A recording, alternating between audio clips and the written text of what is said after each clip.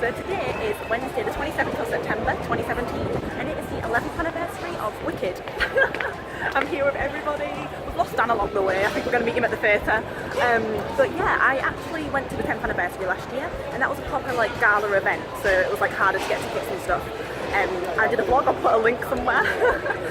So this year it's not a special thing, so they might have like a little speech at the end. We think there might be balloons, but either way, we were planning to do another trip and we thought it actually timed by mistake. We just thought we didn't know it was because I have to be in London anyway this week. So we was like, oh, actually it's the it was Holly who actually told me that it was the 11th anniversary. So yeah, I'm gonna take you on the journey. The betrayal. It looks the second bit dirtier than 3 months ago. And it's apparently 2 weeks behind schedule because my tickets have been affected. And it still looks hollow. The betrayal is real. Is anything not got scaffolding around it in Victoria? This is not pretty. One day it will look good. One day.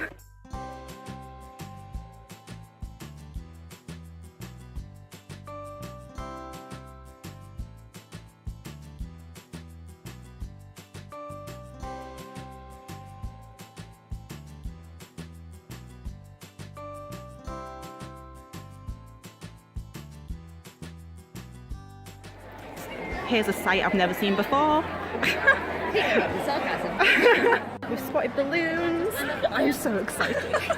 I know, I'll go like this. Oh, I love that photo. We are examining what photos are new and what are like older. Oh, yes. Yes. Ooh, like that one. This is old, I'm sure it is. Yes, yeah. 2013, 2014. That probably is Philoman then, yeah. Oh, I like our headshot. Oh. It's cute. That's not a new picture. Ooh, I've never seen that kind of one before. Oh, who is that? That's Alice, but oh, yeah. But that's a new kind of photo. And then there we go, some more one. Look at his hair. Ooh, look at that hair. And then I think this is pretty much the same. All hair. Oh, nice, classic. A thrilling journey through the programme, guys. I love this one. That's really nice. Ta-da! It's the interval and I thought Holly can give an update. Oh, please do us. How many times have you cried? From continuously from I Met That Girl. So yeah, this is my first time seeing Sophie. I've seen the new cast once before, but Sophie was off that day and I'm really liking her. I love her voice. Dan has something to say. You got me on Snapchat, you know I said I need gas and help and Marisha's telling you last night, now I need more gas. Oh yeah, because everyone's seen you on Snapchat. Yeah. What are you thinking is This is really good I to really like it. Yes. It's very good. That defying gravity like really I love got the me. Fiero. He is really, really Fiero. good. Yes. I like his hair actually. The hair.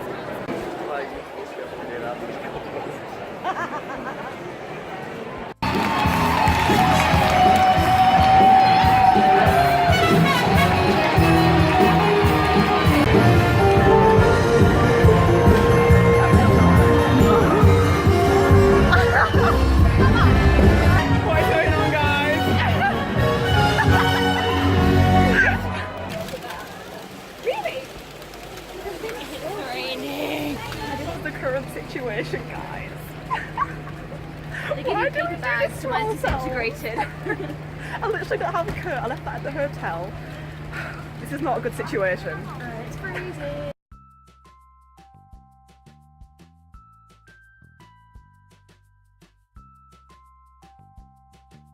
So I am now back home, and the last clip you would have seen will have been us all stood outside in the rain. Story of my life, and basically I didn't feel like that was really the time to kind of give a proper review, so it's about a day later and I'm going to give a full opinion and review of both the 11th anniversary performance of Wicked and also the 11th anniversary cast. I actually went to the 10th anniversary last year and we came to the 11th by coincidence, to be fair, and we were planning to go see the show, and then a few weeks beforehand it clicked that it would be the 11th anniversary, and it definitely was not an actual scheduled event as opposed to the 10th, because at the 10th I was at the very back of the circle, got tickets luckily a few weeks beforehand. I think there might have been returns, and yeah, it was a gala event, so it was you were going there knowing that it was going to be a special performance, and it started half an hour early. Stephen Schwartz appeared at the end, all exciting times. So this was not the same as that, but it was still like really exciting to go to the anniversary. And there was a balloon drop, as you might have seen, and we spotted those before the show. We were like, oh, is there balloons? And yep, there was, and that was really exciting to see. There was a little speech at the end that both Alice and Sophie gave, just kind of explaining it has been 11 years, and just kind of thanking like the people for coming to see the show, thanking all the workers behind the scenes, and just keeping it strong for 11 years. So that was real lovely to see. We were actually sat on the front row of the stalls this time, which is a bit of a improvement compared to last year. My lovely friends got me a day seat, and yeah, my favourite place in the theatre, what can I say? You can't get any better than front row. And it was lovely to kind of experience the balloon drop from that seat as well, because you felt really in the action. I actually also wanted to just mention about how much I love the advertising right now for Wicked UK. If you haven't seen it, they've got this stunning photo of Alice as Elphaba all over the place, on the tube, on screens, like an animated like gif of her like looking up dramatically, and I think it's amazing because to be fair, most of the campaigning is just the standard logo, and which obviously like gets people's attention, but it's quite same old, and it's quite nice to actually put a face to Elphaba, especially someone of the current cast. So I'm very like happy with all of that advertising, loving it. Hopefully they've also filmed like a trailer or something, because that would make me very happy. And speaking of Alice, I've actually seen her 4 times now as Elphaba, twice as standby, and then twice since she became lead, and she is literally like made to do that role. Like, I think she's amazing. I have my little standby slip from the first time I saw her here. I actually have not got a programme for the current cast. I should really have bought one, but yeah, I think it's been real nice to see her like grow as Elphaba. Her performance has been strong since day one, in my opinion, but last night she was on fire. Like the full performance, her voice is amazing, her acting choices. I feel like she's the sort of person where you just look at her all greened up and she is just so Elphaba. Like, the green suits more people than others in my opinion, and she just looks perfect. Yeah, she's definitely climbing up the list of my favourite Elphabas. I think she's at number 2 right now. Ooh, I'm a tough critic, let's be real. And also we had the lovely Sophie Evans as Glinda. It was my first time seeing her because when I saw the new cast at first, she was off, and I must admit, I'd seen a lot of people as well also be sceptical about her age, because she is quite a young choice for Glinda. Normally Elphaba and Glinda are played by like 30-year-old women, so I was quite curious. I was thinking she must have been a standout to be cast in the role, especially since she's younger, and I think she was really good. Her voice was beautiful, like she sang it all to perfection. For me personally, Glinda is not my favourite character. Like, I'm more of an Elphaba person, so I sometimes struggle to find a Glinda that I really do like kind of feel a connection to. Susie Mavers is my favourite Glinda by far. I feel like she was perfect vocally, comedic timing, her acting choices were stunning, and I must admit that I now unintentionally always compare Glindas to her. So I actually think Sophie has also made number 2 in my in my ranking. I really did like her popular. I feel like some parts of it were as energetic. It might have just been the audience, because I feel like the comedic moments didn't get as much of a reaction, but I personally was laughing. Like, I've seen the show a few times, let's be real, and I still always laugh at all the bits and the toss, and so I think that was more the audience just not reacting as much. But overall, I thought she had a really good performance as Glinda. I really liked some of her acting choices. One part that stood out was during the reprise of I'm Not That Girl. She kind of made an effort to look at her engagement ring, and I feel like that's just something I forget is there. Like, obviously during Thank Goodness we learned that they're engaged and stuff, but you kind of like forget, like, she's wearing this ring, and it was just like a really nice little touch. So yeah, I really did enjoy seeing her, especially nice to see her with Alice on stage. And now we have the lovely Bradley Jaden, who I believe is one of my favourite Fieros now. The first time I saw him, I was like unsure, like before seeing the show, and then as soon as he came out for Dancing Through Life, I was like, oh yeah, he's Fiero. I just love his portrayal. Like, I feel like he sings the role in general like softer than many Fieros, but it just works perfectly. There's like one moment that I've mentioned before, the first time I saw him, which is the scene where we discovered that he's decided to go with Elphaba, and both Glinda and Elphaba are both like, what? And he kind of like, in return to Elphaba, gives her this like really like goofy lovesick smile, like kind of silently confirming like, yeah, I'm going with you. And it's just such a Fiero thing. Like, I overanalyze all this stuff way too much, but it's just stuff I pick up on, and I really liked that. I've also decided that Alice and Bradley together on stage have the most on-stage chemistry as Elphaba and Fiero that I've ever seen. I just feel like it was just so convincing, and the As Long As You're Mine was just stunning.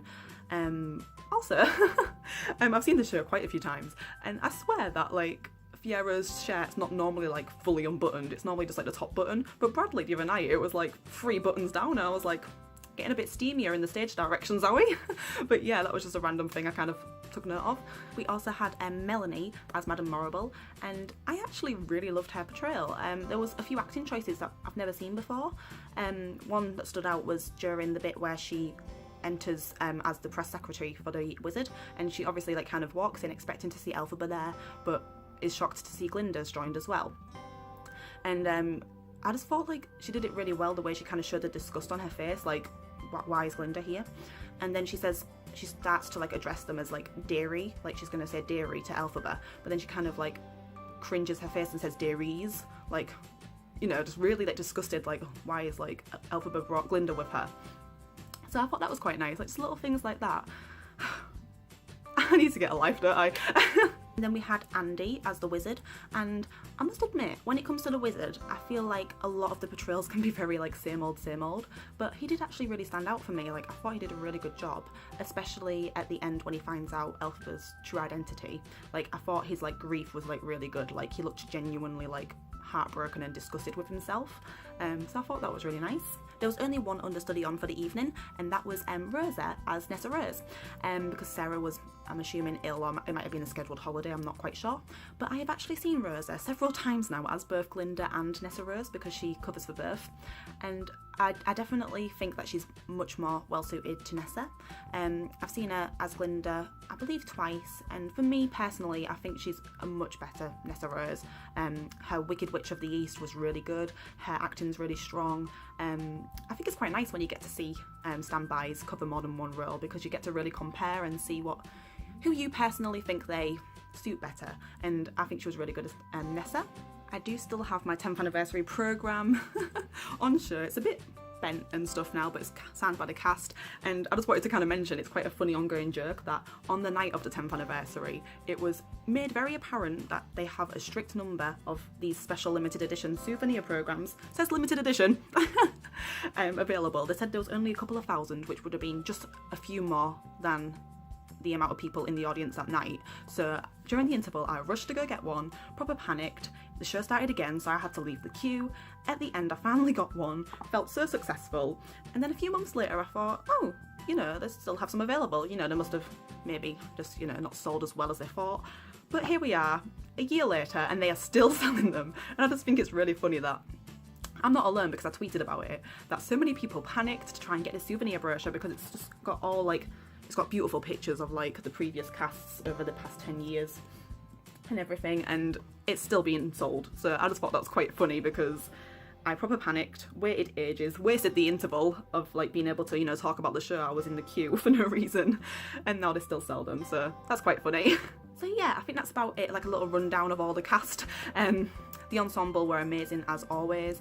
I must admit that the 10th anniversary cast were one of my favourites of all time. Like, I adore Rachel, Susie and Oliver so much, but I think the 11th anniversary cast is just as strong. I mean, this show is just like, it just never ends, does it? Like, it just every year seems to get more and more successful, and like, I really would love to make a habit of going to all the anniversaries. I think it's quite a nice little way to commemorate it and my love for the show.